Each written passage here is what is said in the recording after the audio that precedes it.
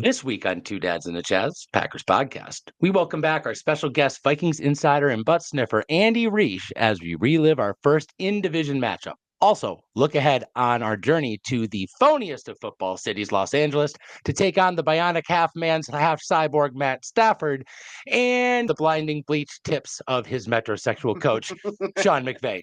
All that and more once Chazzy starts the music for this week's episode of Two dads and a Chaz, putting trophies on the wall. Two dads and a Chaz is talking Green Bay Packers football. Not exactly qualified, but answers the call. Two dads and a Chaz, talking Green Bay Packers football. We gonna break it all down, probably leave out some facts. We gonna make some statements that we'll likely regret. Most of gossip and rumors made straight off the top. So crank up the air condition, cause it's bound to get hot. Two dads and a Chaz, you know we live it and we live it right. Two dads and a Chaz, we gonna break down football for you tonight. Besides them rings and putting trophies on the wall. Trophies, y'all. Two dads and a Chaz is talking Green Bay Packers football. Yeah, we talking Green Bay Packers football. Failure. The game of football is not possible without failure. Progress is not possible without failure. It's hard to even chart growth without it. Failure is the food that fuels success. Don't get it twisted, Packers fans. I don't want to lose any football games. But when your plan goes from bad to worse, you really have two options. Give up and quit, or work harder and find a way. Look, failure is part of every team, every game, every play requires failure for the matchups to be won. It's what you choose to do when that failure is in your face, unavoidable, that truly defines you. Adversity produces the clearest of reflections. With that in mind, in this loss, the Packers displayed relentless fight. How do you want to lose? For me, it looks a lot like that. I'm Tyson Fauché, your host for Two Dads and a Chaz, joined by the entire pod squad today. Starting first with Mr. Aaron Mayhew. Mayhew, how you feeling? It was a rough Sunday, fellas. I'm not gonna lie, difficult to watch, but I'm here to dive back into the idea of hope as a group. It wouldn't be Two Dads and a Chaz without at least one Chaz. So, ladies and gentlemen, Chazzy baby buddy boy. Hello, ladies and gentlemen. Happy to be here yet again. Don't forget to like and subscribe to Two Dads and a Chaz podcast, the Green Bay Packer Pod with the Dad Bod. Thank you, Chaz. And of course, our low voice foundation here, Mr. Ty Wendell. How you feeling, Ty? You know, I'm as optimistic as ever. There was a comedy of errors in the first half of that game, but a lot to be optimistic about from that second half of the game. We're still 2-2, and so is everybody else. So early days, this is a blip. I'm not too concerned. No surprise, Ty's never concerned. And keeping it even is a very important thing to do when you got a full season to go. We're only a quarter of the way in. Guys, I want to kick it right into the first quarter here if you guys are down. So we're going to start our first four of the four quarters of this podcast right now. Okay. Chaz. Yeah. You want to give me a quick rundown on what the hell happened in that game? Because I thought it was pretty interesting display of, well, why don't you just tell me? I can tell them. Okay, guys, couple takeaways from this 31-29 Green Bay Packer loss. First, the Packers are probably the best team equipped to beat the Packers. Brutal day in general. 4 turnovers, 3 interceptions, drops all over the place. At least half a dozen drops, if not more, and penalties galore in vital down situations. Packers, once again, shooting themselves, not in the foot, but in the fucking face. Over 2 missed field goals for this game, which we lost by 2 points, by the way. Jordan Love is back. Great. In true gutsy number 4 Favre fashion. Literally wearing it into the stadium today. 4 touchdowns, 3 interceptions, at least one of those. Definitely, maybe, sort of, kind of fault. And, of course, I think we do still need him back. And if we're going to be successful, it's going to be on his back as well. Big thing, pass rush, though. This was supposed to be a real defensive line game. Nothing from Clark, Wyatt, any of them. The only 2 big plays we had sack-wise was from blitzing from Walker and Keyshawn Nixon. So with that, highs, lows, in-betweens, I want to see a little bit more, especially Narv Dog off my team. Tyson, back to you. That was a great review. I appreciate it. You're very welcome. Guys, I got a big question for you. And really, I feel like it's an important question. Was it too soon for Love to come back? Was there a point in that game? Honestly, raise your hand if there was a point in that game where you said to yourself, like, God, he shouldn't be in there. Maybe you get Malik in there. I'll raise my hand. It definitely happened at one point right around the middle of the second quarter for me. Look, I think it's one of those situations where it's easy when we don't come away with the W, and it was pretty shaky to start, that it's like, did we rush him back? What would Malik have done? And I think our playbook, if Malik is behind center, just shrinks drastically. And I think for me personally, watching that game, Minnesota's defense is legit, and they are in the backfield regularly. They are very confusing, and I just don't think Malik would have had a better day, in my personal opinion. Now, we can dive into like Love's performance a little bit more, and I was very underwhelmed. He seemed completely shaken. I think from a consistency standpoint, I think accuracy was a huge issue the entire day, throwing footballs at people's feet like left and right. He just seemed like a guy that hasn't played a lot of snaps because, hey, everybody, he hasn't. Guy didn't play barely at all in the preseason. Got to play a little bit in Philly week 1, and then he gets thrown into, the fire, so to speak. So difficult game, not his best performance, but if you're asking me would I preferred to go the Malik direction, absolutely not personally. Ty, what are your thoughts?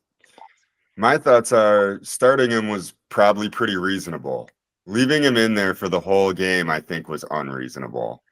I had the same thing, Tyson, but it was kind of end of the first quarter. I kind of expected the second quarter to see Malik. Love came up. He took a hit in the first quarter and just came up limping. And every throw after that was in the dirt. Successful challenge after successful challenge.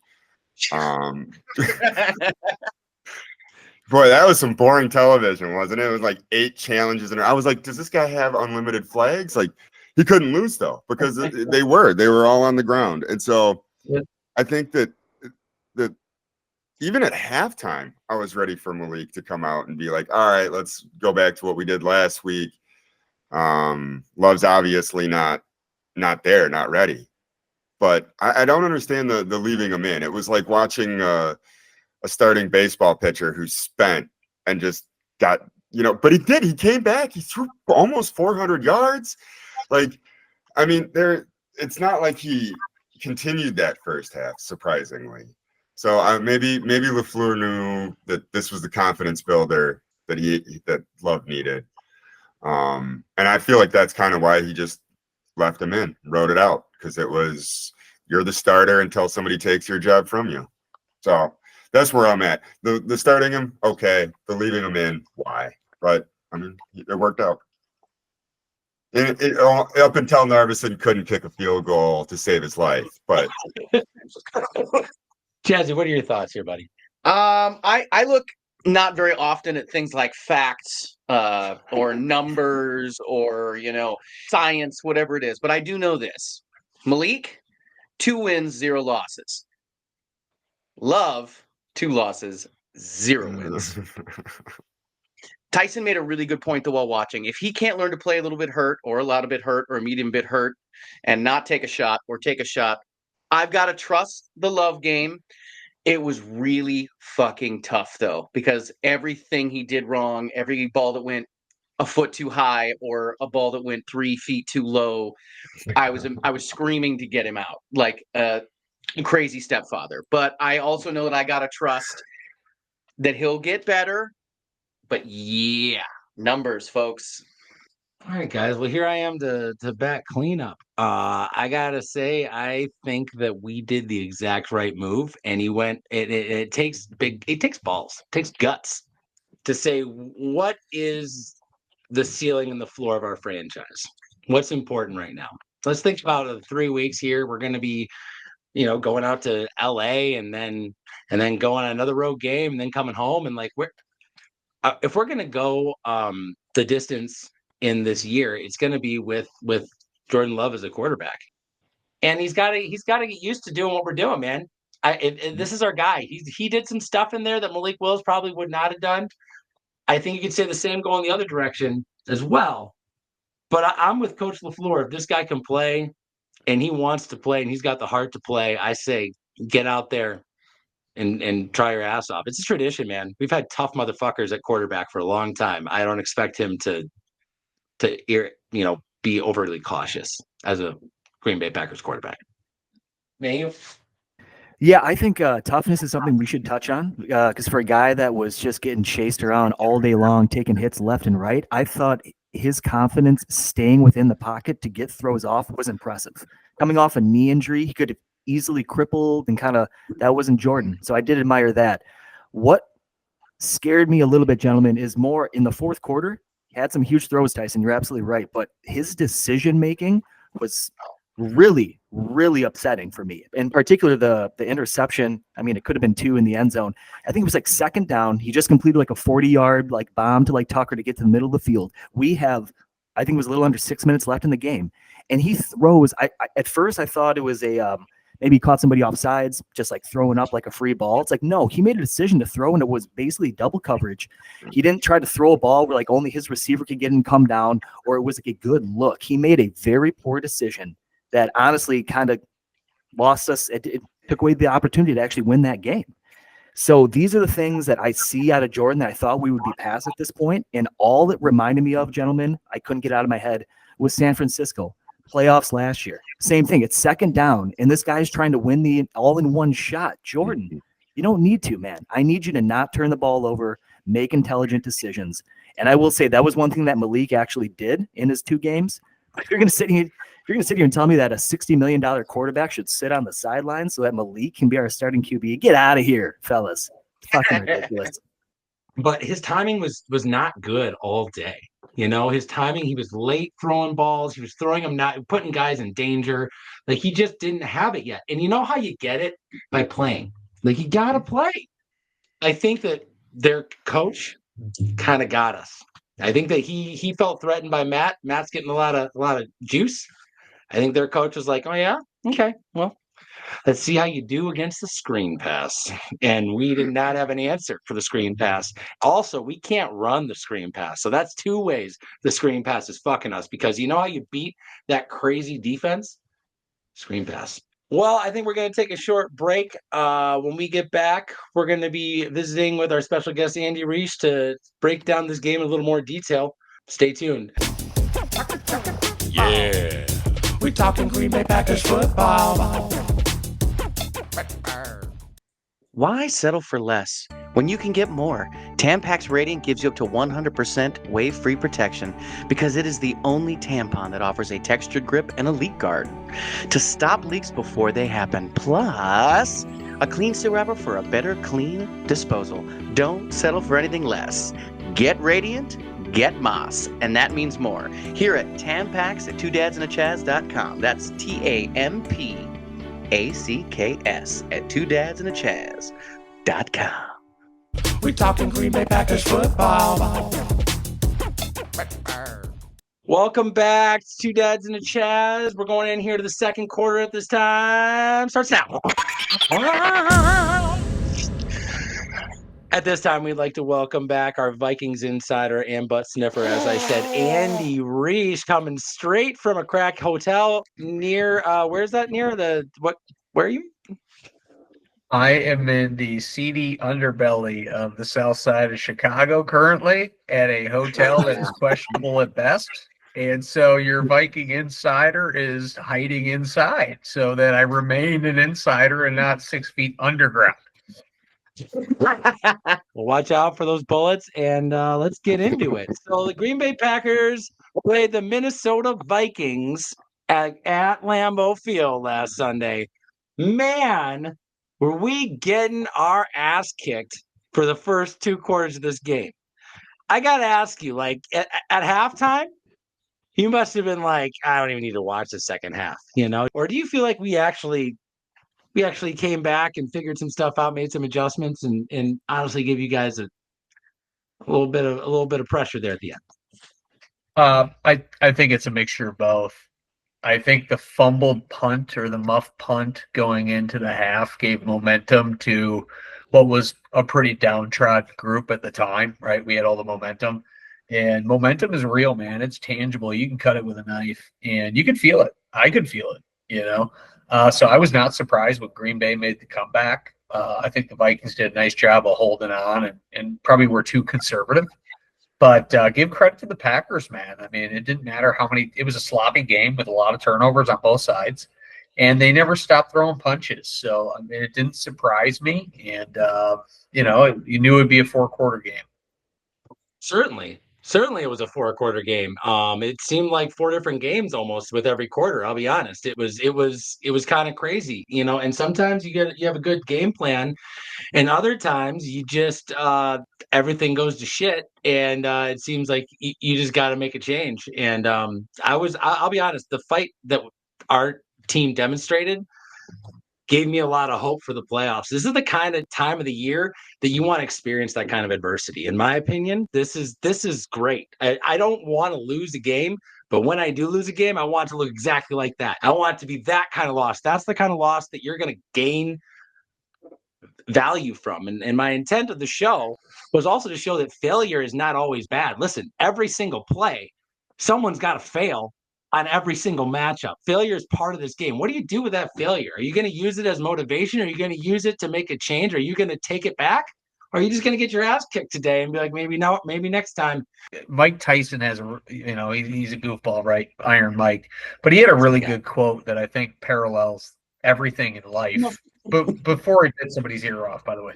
But he made a really good point. Everyone has a great plan till they get punched in the face.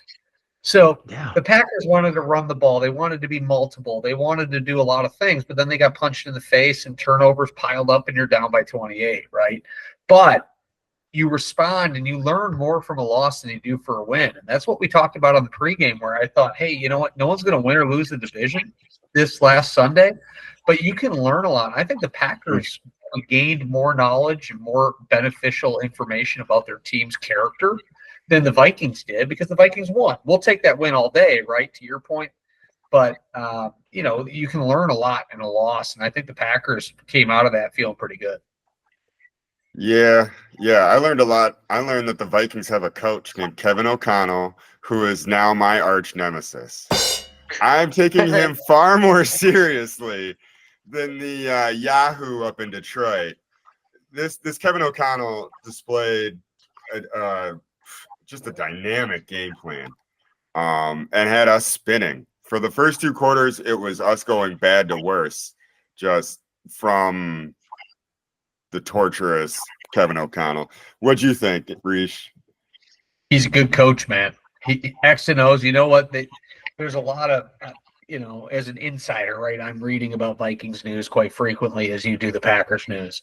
And, one thing that sticks out to me is they'll say, hey, this guy actually asked all the veteran players what they should do, different plays, different ideas. But then he'll ask the safety. He'll walk up in the middle of practice and say, did that play make your eyes change? Did it change the way you defended us on this play?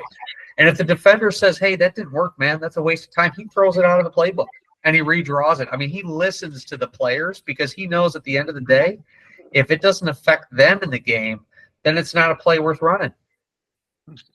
I want to talk a little bit about some of the guys who had a good game. Man, let's start with the bright spots for the Packers real quick, okay? Mayhew. Who was a bright spot player for you?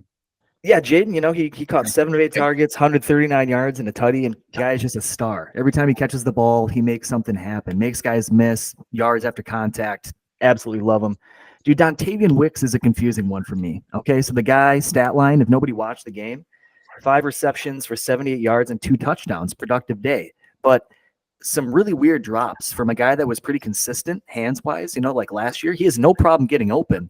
But it was a performance where he was shaking his head a lot. He was clearly frustrated and could have produced a little bit more. But I would say he was a bright spot for the day, at least getting something done, Man, our team has the greatest almost catches in the NFL. Like, I've never seen a team that does some more acrobatic, not quite catches that look like a catch. Acrobatic. A mixture of acrobatic and robotic. I like that a lot. Ty, who was a bright spot for you, my man? I mean, I love the Kraft touchdown. Hate the Kraft fumble. And it was, but he would have been my bright spot, but for the fumble. I mean, and that goes back to like how this whole game was. It was just like, except for that, all along the way, drives me nuts. I think they all need to get back to work. Dude, as far as yeah. fumble though, I've never seen a more perfect punch like ever. Yeah. I don't think. Like that guy Yeah, dialed it. Like, what do you do? It's like, damn. All right, my hat's off to you, I guess. What about a rough day, guys? There's some guys that really didn't get it done for the Packers, and some unexpected names on this list for me. I want to start on the defense. Kenny Clark. I am starting to get worried. I thought maybe he didn't know this new scheme. I thought maybe it was just going to take a minute. And I heard he has the turf toe. Thought maybe he's going to play through that. No problem. He got all that money. He's looking a lot like Cletus Hunt right now. He's looking like a guy that's getting pushed around, taking up space, doesn't require two blockers, and he can't even beat a mediocre fucking center that usually gets his ass killed by this guy. It didn't even look like the same. It looked like I would rather had Slayton in there. Honestly, I just didn't see any push or any fight. Yeah, we have a good line. They're consistent. They played every snap of the season, right? So there's that continuity. But you stole my thunder there. I think the Packers really surprised me with how well they held up on the offensive line. We came into that game leading the NFL in sacks with 16. You guys were unable to do a screen or draw plays, so we were able to pin our ears back up by 28 without a screen or a draw scaring us, and we only got one sack. So we forced some turnovers in the secondary, but we only had one sack, and I thought your offensive line was phenomenal. I thought they held up much better than the other teams we played. Man, you got any PFFs for the offensive line? I don't know if you looked any of that up. I'm just curious what they were rated. I haven't looked up any stats. Maybe he's my numbers guy. I just thought I'd throw that out there. Yeah, T-Bone, you were right. Coming in at number 1 is Zach Tom. Only allowed 2 pressures over 58 pass blocking snaps and earned an elite grade as a run blocker. And also Rasheed Walker is topping the list. He only gave up 4 hurries over 58 pass blocking snaps and also did not have a penalty. So just a clean day. You didn't see their numbers called. You didn't see them on, because as you said, taking care of business. Yeah, starts and ends with the tackles. And I'll be honest, I thought that our guards and centers also I was impressed. And Jordan wasn't running for his life, and he couldn't run if he wanted to. So I'll be honest, I thought that it was a pretty damn gutsy performance. Also, the run blocking seemed to be still functioning at a high level. So I was ashamed that we kind of got away from the run, but I did like what I saw from Jacobs for sure. Rough day, Mayhew. Who do you feel like kind of shit the bed for the Packers a little bit? Look, the defensive line here, and this kind of comes back to something, Ty, you brought up a question. It was like, hey, if your playmakers aren't making plays, is it too big of a deal? Not a big deal. It's a pretty big fucking deal when Rashawn Gary has 1 sack in the past 11 games. Okay. And if he's getting pressure, if he's doing his job, taking on double teams, okay, that's one thing. But if he's taking on double teams and Kenny Clark, I haven't heard this guy's name be called in a very long time. It's concerning. The amount of money that we're paying these 2 individuals for what's being produced on the field is it's kind of alarming in my opinion. But what I didn't understand was, look, I know that Jair was out and Carrington Valentine's out, right? So 2 of our top cornerbacks, fair. But we were rushing 4 consistently and not even getting close to Sam Darnold. And guys, any fucking quarterback in the league that has 5 seconds to throw the ball will pick you apart. And that felt like that was what happening the entire game. 3rd and 14. Oh, we rush 4. He sits back and it's like, oh, turns out Corey Ballantyne's in the game now. He gets fucking just annihilated on a double move for a TD. If I'm the defensive coordinator, I'd rather die on the hill of just rushing and maybe we give up a big play rather than sitting back and getting picked apart all day long. I mean, Reesh, you saw the same thing I did? Yeah, I did. Also to the running game, I think the stats are a little deceiving because you had to throw 50 plus times because you were behind by a lot. But I was really happy with how the Vikings defense held up against that running game. I didn't think they got gashed when they gave up 4 yards. There was a broken tackle in there. right? We made them really earn the real estate. One thing I did want to point out, and Mayhew, I don't know if you saw this because I know you're heavily invested, but Narv Dogs in Economwalk has announced 2 new menu items. One is the ghost dog and one is the chili dog. And the tagline of this new announcement of the new product rollout, I just heard about, it's fantastic. The ghost dogs for every time he goes missing, and the chili dogs because that bitch is ice cold. He's shaking shit left and right. Yeah, we got to talk about Narvison, I suppose. Yeah. Mayhew, I'm just gonna let you take this one. How are you gonna defend your guy this time? I feel bad because I it sounded so sure. What are your thoughts on Narvison? And then everybody take their crack at if you want him or don't. Yeah. Yeah, I got no ground to stand on. That's clear. That's clear here. Look, gentlemen, it was positive manifestation, right? Like we had a real horrible kicking situation last year, and then we get through camp and we cut 2 guys, we bring him in, and I was incredibly hopeful. I was trying to put it out there, trying to get behind this guy, build him up, build him up, build him up. But there was a lot of wind, guys. It was gusty on Sunday in Lambeau.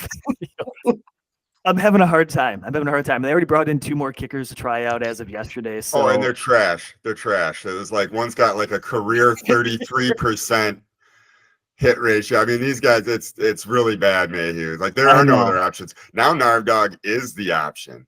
I'm sorry to say, but guys, we might be stuck with Narv Dog. Every other kicker that was kicking footballs in a football field has already been hired by the other teams that were already panicking. You're gonna have to manifest this Narv Dog. There's no reinforcements. And I think Tyson's in my head now too. When I see the number 44, it's fucking horrible. Tyson, you're right. Like, God damn it. It's not a winner's number for a kicker. That is not a special teams star when they're not a linebacker. I'll say that. But Narvison is, I hear that I read a report that he's just the confidence. They just are like, yeah, I know he's terrible, but he's nailing them in practice and he walks around here. He's not worried. He's like, I'm fine. They're not gonna get rid of me. I'm good. Like his confidence is maybe intoxicating. Also, like I just think that we're like, Ty, you understand where I'm going from with this. We have like exhaustion, like car buying exhaustion. We're like, fine, I don't even fucking care. Just take my money. I don't care. Can we be done with this? Can I sign the paperwork and be done? Like we don't want to go shopping for another kicker. We're like, we don't. I hate talking about kickers. Like, can't we just have one that makes the kicks most of the times? Like the answer is no, absolutely not. That's not an option. There are 2 brands of kicker in the league. One of them hits 65 yarders every single time, and the other ones can't hit a 35 yarder. And we're in the second group, unfortunately. On a positive note. Oh, sorry, go ahead. I was just gonna say what I like about LaFleur too is he likes to publicly shame you. You know what I mean? Yeah. Like we could kick a 40-yard field goal.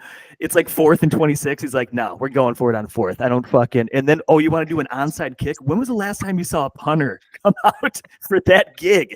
That says a lot, right? Positive note, though, that the podcast did come together, Mayhew, in secret. We are getting you a Narvison jersey this year. So way to go, guys. Thank you for throwing all that in. That's by popular demand.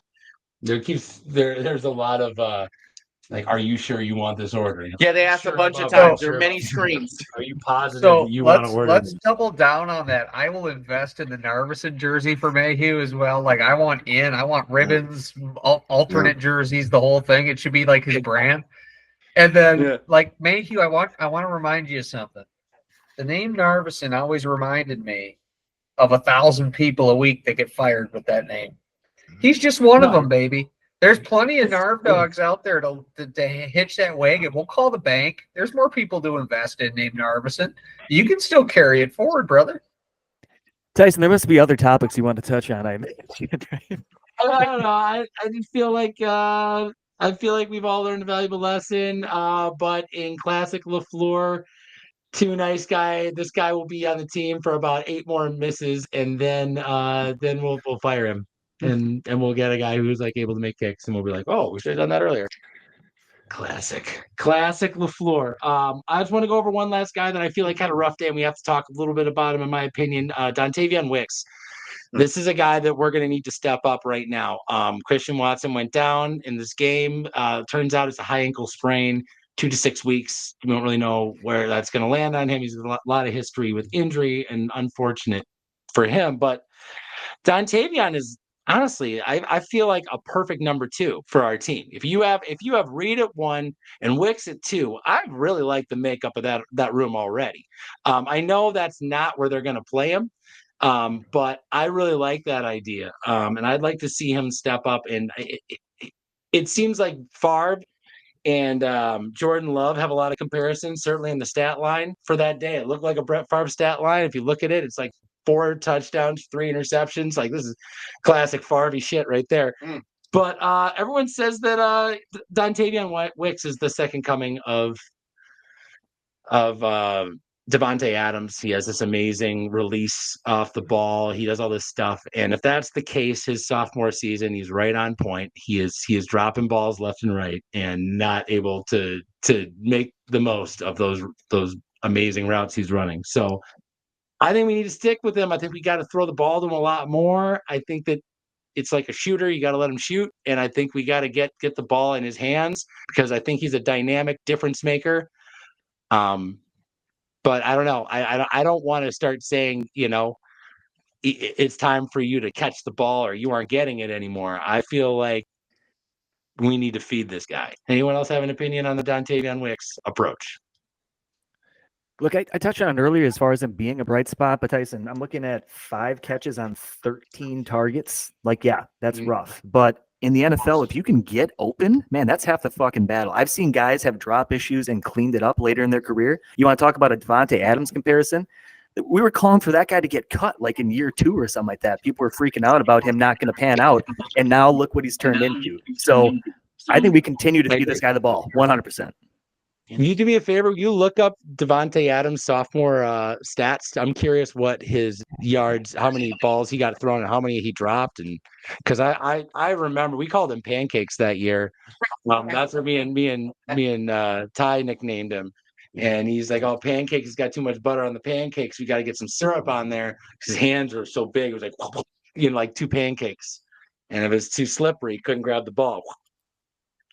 So gotta get syrup, and I would put a bottle of syrup on the television, and then the guy would catch. I wish we got to face their secondaries backups and not have to. I mean, it was clear that the Vikings wide receivers were just way too much for our whole secondary. I mean, McKinney can only do so much.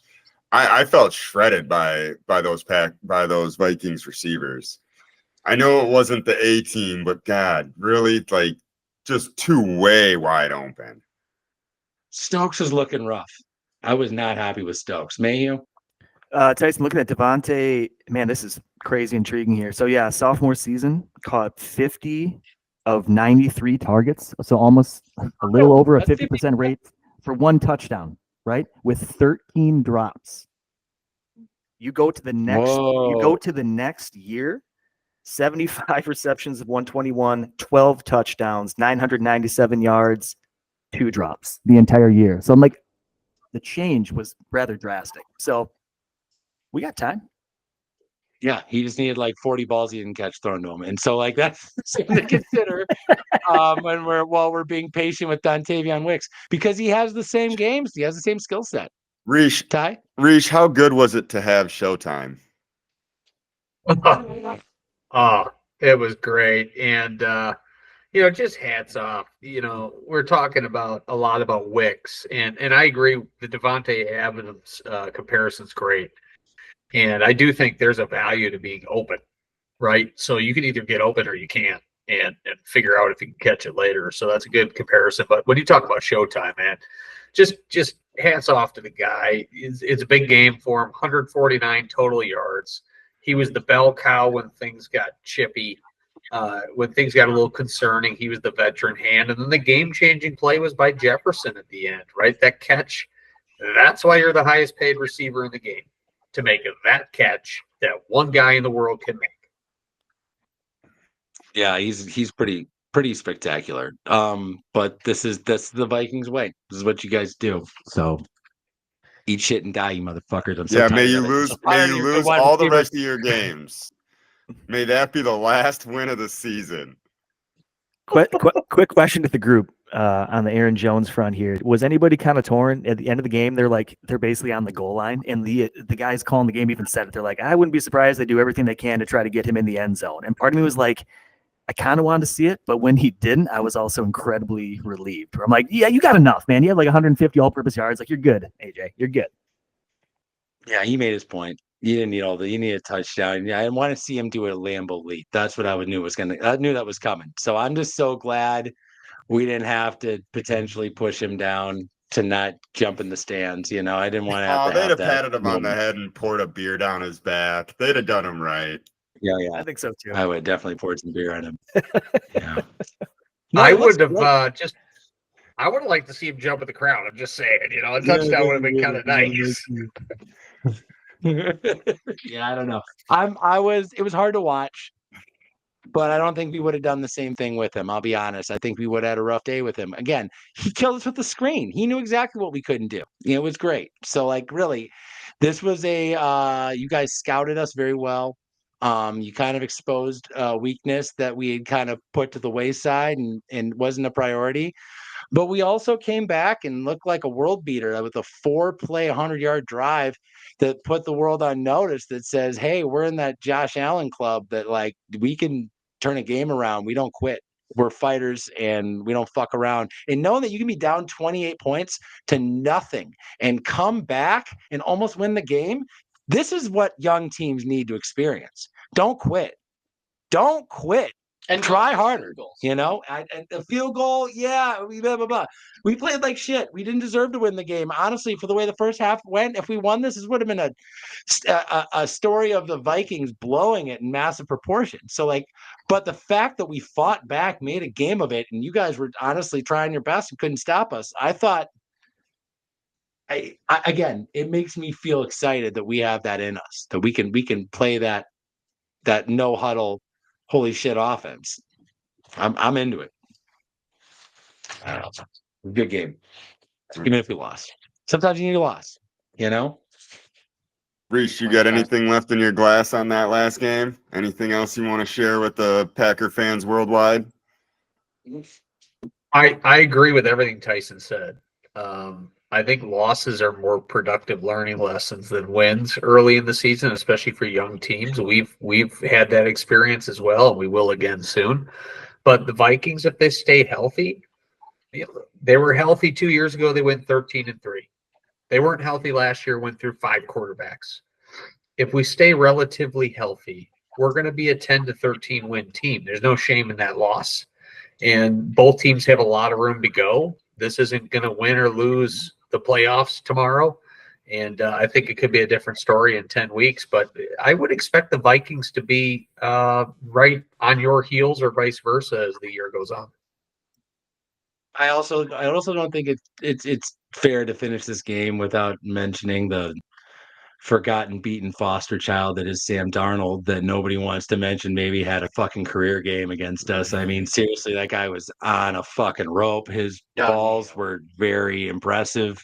I don't know if he plays that well all the time, but I mean, nobody cares. He definitely Nobody's doesn't saying look like he anything plays about it, football. but it seemed like that little orphan Annie went out there and got it done.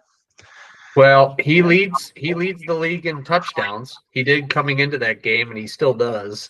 And He's nobody playing wants him to great. stay. Well, and here's the thing, Tyson. Here's the thing.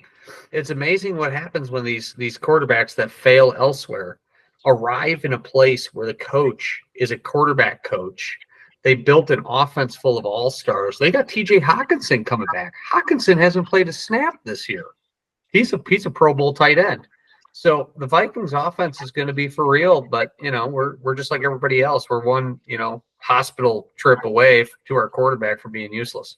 So Yeah, I'm hoping for a boat ride, I'll be honest, but I'll take what I can get.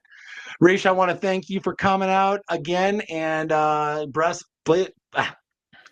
blessing us with your presence and your Vikings knowledge. And we look forward to seeing you again later on in the year when we come up to Minnesota and get a little payback on that ass. That is going to So- be a huge game, week 17. Mark your calendars. Oh, yeah. And Ty and I will be there with Monkey Boy. Oh, yeah. It's going to get weird. It's going to get weird. We're going to take a quick break and we'll be right back. Yeah. We talking Green Bay Packers football. And we're back. Thanks for coming back. Two Dads and a Chaz. We're about to kick it into the third quarter. It starts right now. Baby oil. So, at this point, we're going to hand the mic over to Ty, the little section we call Ty's Tangent Zone. Ty, what are we going to fight about today? Fellas, I'd like to continue with the theme in playing hurt. There have been times where I thought, hey, it's pretty cool that guy's playing hurt. Brett Favre with the broken thumb for what felt like 4.5 seasons. I mean, there have been other times where I thought that it was admirable or cool that the guy was playing hurt. I didn't think it was that cool that Jordan Hurt was obviously playing in such disarray, just distress this last Sunday. I thought it hurt the team. Is there a time where you thought it was cool that a guy was just toughing through it, where it was like, this is the man? Tyson, you got a story like that? Oh, yeah. Every time. Every time. I'm talking about Aaron Rodgers coming out at halftime against the Bears with a broken leg and gimping around on one leg and being like, no, you can't. That guy you can't tell Aaron Rodgers to do anything. He hates all authority, especially doctors. So they're like, that leg's broken. He's like, you're broken. I'm playing. I'm like, is it going to break it anymore to play it? They're like, I guess not. And he's like, all right, I'm going. So that's that. Don't tell me what to do. Yeah. I don't even have a dad, so don't tell me what to do. And they're like, all right, you go play. Sorry, he's not gonna be able to play. And he played rest of the year like a lunatic only would. So I was impressed. I don't know if it was good for the team, but I know our backups were awful. So I think it was probably what was best for the team. Yeah, there was no other option. There's also go for it. I didn't like Ben Roethlisberger's whiny little I'm hurt all the time, I'm going to talk about it all the time as an excuse as to why I suck at football, is to be like, oh, yeah, I went out there, my shoulder, but I played through it, and then, but then my back, I had that surgery, but I played through it, I'm feeling tough. I don't want that guy. My thing, too, is Nick Perry and the club, when he would pet the kitty. That was awesome. He caught an interception with that club. Like, Nick Perry was out there. He did? Yeah. He would hold it. He fucking caught an interception with the club. And I was like, oh, there's magic to this club. And then Clay Matthews ends up with a club. And that was like the moment his career ended. Like, the club doomed Clay Matthews because he thought he was also going to come out and pet the kitty. And just, there's some magic. Some guys can get away with it. Nick Perry and the club definitely got away with it. Yeah, it's football. Like Tyson said earlier, you got to play through injury. You got to do what you can. But there's times where you're clearly not ready to go. I don't know. I'm torn about this Love thing. I don't know. I feel like Jordan Love needed to get used to this. This is going to be an all-season injury. He needs to get used to playing on it. He needs to get used to getting out there. And I feel like I want him to get thrown in the deep end. That was the best defense we're going to see all year. I'll be honest. If he can do that against them, we can come back. This is nothing but confidence. Even though we lost, like, at least he knows he can fucking do it. Because those Vikings are gonna give people fits all year until they figure out how to stop that. It's not even great players. It's just a really good scheme that, as of right now, the NFL doesn't have an answer for. Sure. They'll figure it out. But until then, I don't know. I feel like Jordan almost did a better job than most. But we're going to take a short break, and we'll be back right after this. Yeah. We talking Green Bay Packers football. So this week we are flying back to LA, like I said, to the phoniest football city in America, to play the plastic LA Rams and their amazing quarterback who is held together by sticks and glue, but can still throw the shit out of a football in Matt Stafford. Gentlemen, Who did some staff, a little bit of scout here on the Rams? Mayhew, what do you know about their offense? Well, it does start with the quarterback. And Tyson, you're right. Matt Stafford, when healthy, is still an elite quarterback in the NFL. So it needs to be taken seriously. All right. From a running back standpoint, they have someone named Kyron Williams, who's been putting up some decent numbers. But it starts in the offensive line, and it's trash, gentlemen. These are a bunch of no-name fucking losers that are giving up sacks left and right. So if there was ever a day for our defensive line to finally get over the hump and start making some noise, this would be it. On top of that, their top two wide receivers, Cooper Kupp, out on injury, and Puka Nakua, also on IR. I don't even recognize the names on this receiving stat sheet that I'm looking at right now. So we need to go to LA and we need to take care of business on defense. They are so thin at wide receiver right now, and it really doesn't help the case because they are one of the worst teams at staying on the field. They have a 36% third down conversion ratio, third down percentage, and they've given up 13 sacks in just 4 games. So it's very much a case of a team that can't stay on, an offense that can't stay on the field, gassing their own defense. Packers should have a heyday here. They are just 1-3. I will say that watching their game, I just rewatched the Bears game, and the way that they use their running backs in the middle of the field made me nervous. I feel like they can probably, their running backs could put up 75, 80 yards on us through the air, because they're really good. Matt Stafford with that sidearm, guys. I'll be honest. I think he's the third best arm in football right now. For me, it goes Mahomes, Josh Allen, and then Matt Stafford. I mean, the dude throws with crazy velocity, crazy angles. He's playing his ass off. The problem is his team's not any good. Mayhew's right; they can't block. But they can throw to their no-name, running backs that hang out in the middle of the field and no-name tight ends pretty efficiently, and that's what they kind of did. I'm surprised they lost that game against the Bears because it felt like they had the ball most of the game, but it didn't result in points, and we know how that goes. Mayhew? Yeah, I'm looking at the stat line from this Bear game, and I don't know how the Bears won either, Tyson, because there's not a lot of yards or offensive production. They're really bad. I mean, they're just running backwards in prayer balls, and I don't know, it doesn't even make sense. It looked like they had about 5 first downs in the whole game.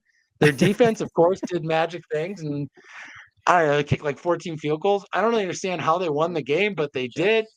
Let's talk a little bit about defense here. Okay, so on the Rams defense, first of all, they run a 3-4, and you guessed it. Who's their defensive linebackers coach? Well, Joe Barry.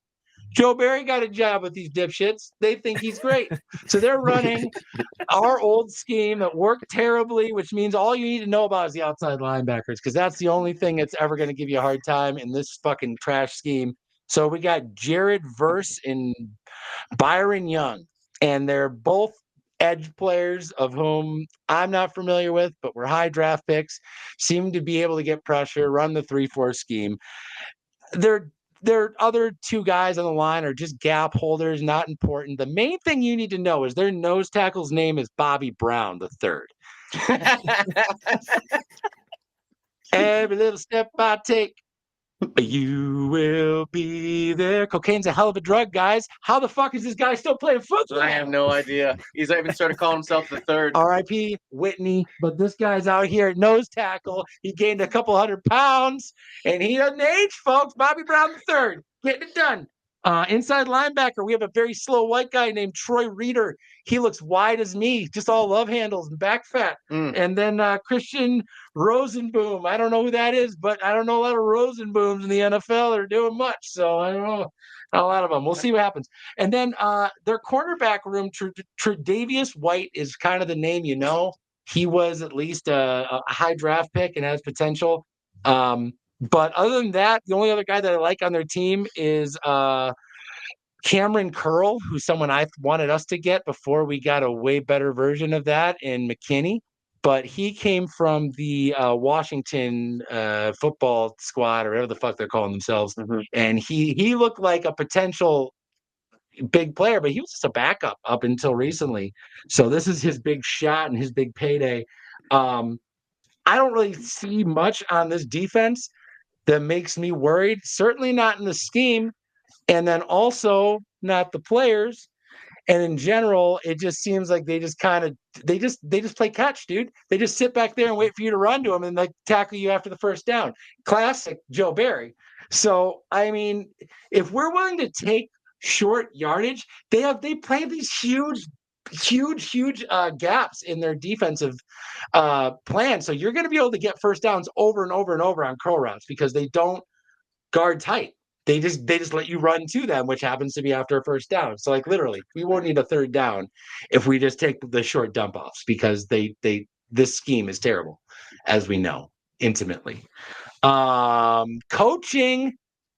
Ty, can you tell me about metrosexual head coach Sean McVay?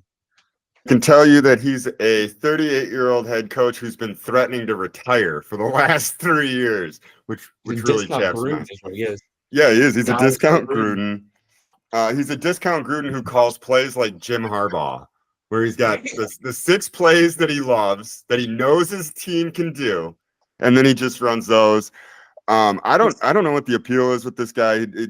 The winning season and the Super Bowl run, he caught everybody by surprise. We also have, he is the youngest coach ever, and it did set a trend. And I don't think we would have Matt LaFleur if Sean McVay hadn't had the success that he had. I don't know if teams were necessarily looking to take chances on guys in their early 30s until he did it. So, I mean, it conflicted there. But that being said, LaFleur is 3-0 against this guy. He has not lost. He has not lost to McVay, and I guarantee he does not intend to do so. The magic with McVay has always been his ability to motivate the players. I don't know if his scheme was a little college-y, and it was like a college scheme. He adapted it to the NFL. Nobody thought it could happen. There was a couple failures before then. Chip Kelly tried it, but so he did something new and innovative, but that only lasted the one season. I don't think McVay really continued to progress as a coach. I think he's still living those high school days when we were great and all this, but it's a different team and a different reality, and he's just not aware of it. Tyson? Yeah, I feel for coaching, like he's the classic, I need talent for my scheme to work. And our coach is saying, we're going to coach to the players and get the most out of them and write the scheme to them. So what I found is that he needed Odell Beckham and to get the super quarterback, and then also to get the super corner and get all the best players, spend all the money and have it all go for 1 year, give away all your first round picks. He's willing to throw it all on black. So it was all worth it to get that one Super Bowl, which honestly, I feel like that's all they're going to get. And I'll be honest, I don't think Matt Stafford had any team that was willing to do that before then. So that's how they got him there. But at this point, he's just holding the bag while they're doing a real shoddy rebuild around him without any money or stars. I feel for Matt Stafford because I hope he likes the weather, because he's really talented. He seems to be playing really good ball, and it's not going to go anywhere with this team. No, especially when their kicker is also a rookie named Joshua Carty. And Joshua Carty's going to miss 2 field goals this Sunday. Narb Dog's going to be perfect, right, Mayhew? Yeah, I hope so. Yeah, this is the return of the Narvison, dude. This is when Return start. the Narv. Yeah, every kicker coming back. Every kicker is going to lose you a game or two. That's just all there is to it. There's too much. They're in 2 high pressure situations. But this Carty looks like he is due for a bunch of misses. Chaz, you gotta take on this team. A little bit, man. The 1-3 Rams right now, I think they have more issues, especially on defense, which even though they've been getting tons of pressure, the offense at least can move the ball a little. But the biggest issue right now seems to be red zone offense. They're 28th in terms of scoring touchdowns in the red zone.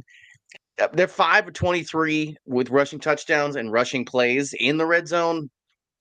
So, I mean, They throw the ball about 60% of the time, and even still, they've only got one running back who's leading anything on their team.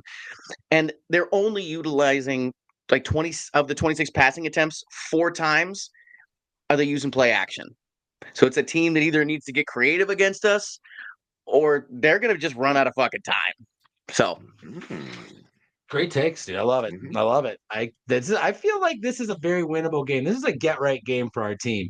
I mean, really, we shouldn't lose this game. And I want to real quick give a pep talk, call to action to the team, unless anyone else has anything they want to touch on these Rams. Listen, the team needs us right now as fans, okay? We've been sitting back watching what's going on. A quarter of the season's over, okay? This is where the rubber starts to hit the road. This is where our identity needs to come together. It's going to take real fan focus. So next week, going against the Rams, I would really like you to get together with someone that matters to you, watch the game with some focus, and maybe cheese up on D a little bit. Maybe think about what you're doing for some food. I mean, this is LA. They don't eat out there. They don't have any focus on that. They're gonna probably make some like tilapia or mahi mahi or some bullshit. Like we gotta make some real Wisconsin food. Fry some cheese, drink some beers, get together with some buddies because this is a game that's going to require support for Jordan and support for the team. And I believe that getting Jordan in there was the right move. You know why? Because it was the call that Jordan and the coach made. And I believe in both those guys. They're going to get us where we need to go, and we need to support them that whole journey. This year's all about that. So get together and get some food. You guys got any ideas for what you're making for your menu? I'm thinking maybe some burgers. Should go for some burgers for the game. What are you thinking, Ty? It's been so long since I've had a steak. I've got to get a big piece of meat. This is a big piece of meat game. Yeah, I like that. Maybe what are you thinking? A little pork shoulder? What are you gonna go for? I was thinking like a nice kale salad might be what. That's a little too California for me. Oh. Gonna put some chia seeds on it. Chia seeds. I'm going full on pizza rolls this time around. Yeah, maybe he's probably ordering sandwiches from the sandwich shop. Maybe the Piggly Wiggly, see what's in the hot case. Am I right? That salad bar is killer. I love the cottage cheese. It's a really good deal. Well, hey guys, anything left in your glass here before we get to the end here? Yeah, I got a couple things. In news, not exactly exciting news, but Eddie Lacy was recently pulled over in Arizona on what was called an extreme DUI, which I've never actually seen that. But apparently, if you're over 2.0, that gets deemed as extreme. Also, drinking open intoxicants within the vehicle. Not a lot else on that story. I was wondering what Eddie's been up to, and it's hasn't been great. Tyson? Yeah, that charts. Couldn't just be the China food. I mean, that guy couldn't lose weight. There's a lot of calories in alcohol. I'm just saying, you live in Wisconsin. He's like, yeah, it was just Chinese food. Like, and what else, So I'm not surprised that he has a drinking problem that goes along with eating yourself out of the league. Chinese you food. got to soak it up. I've been there. So. But that's too bad to hear. I never like to hear of an ex-Packer making poor choices, putting people's lives at risk, and getting arrested. Or stealing millions of dollars from their kids' college. Yeah, don't like to hear any of that. So, Maggie, what else you got?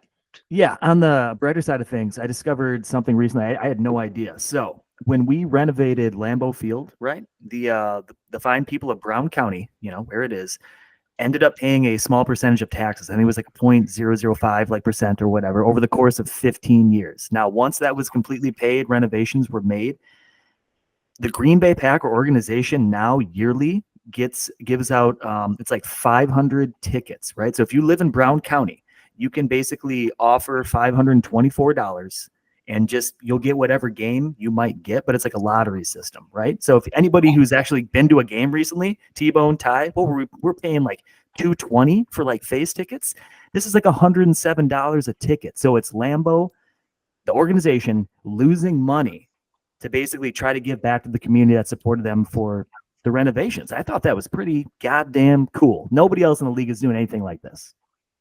That's awesome. No, we got a heart, we got a soul, and we don't have a billionaire blood-sucking monster at the top of the food chain that needs to keep his alcoholic kids, Out of prison. flush and cool new cars and hooker problems. Yeah, it's not in Green Bay. Not in Green Bay. Very affordable problems here. Mayhew, anything else in your glass? So that's all I got, T-Bone. Drink it all. All right, we're gonna take a short break. When we come back, we're gonna hit up some Packers memories. Yeah. We talking Green Bay Packers football. Welcome back to Two Days and a Chase Football Podcast. Real quick, I want to do a little bit of memory time, memory lane.